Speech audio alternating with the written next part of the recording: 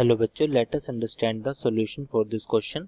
The question says that on what factor does the inertia of a body depends or depend upon. तो मुझे बताना है कि जो inertia होगा वो किन फैक्टर्स पर डिपेंड करती है.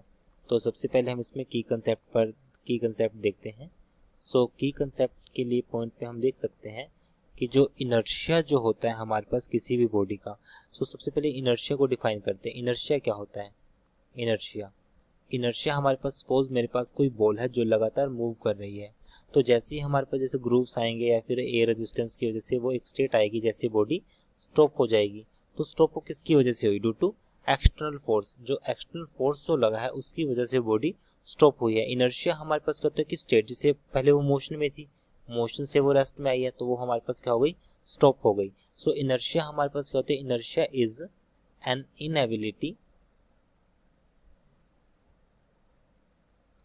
inability to change state of motion. To change state of motion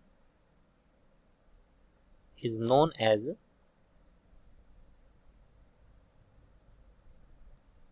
inertia.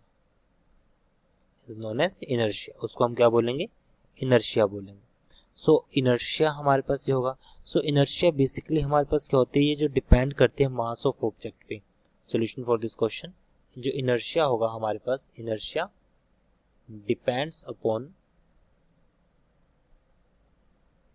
Mass of object. जो हमारे पास इनर्शिया होगा हमारे पास वो डायरेक्टली प्रोपोर्शनल होगा मास के. जितना ज़्यादा मास होगा उतना ज़्यादा हमारे पास इनर्शिया होगा. सो वैसे हमारे पास mass by volume that is equals to density. So density के भी वो डायरेक्टली प्रोपोर्शनल होगा. सो सिंपल टर्म्स में हम मेनली कह सकते हैं कि जो इनर्शिया होगा वो डिपेंड करता है, इट डिपेंड्स अपॉन